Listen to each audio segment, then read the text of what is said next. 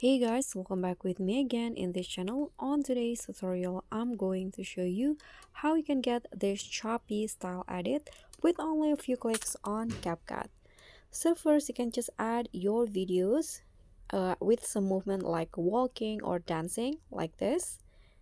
And after that, just click on the video and go to style. Now find the video effects category and then just use the auto velocity option. So wait for CapCut to finish applying the style.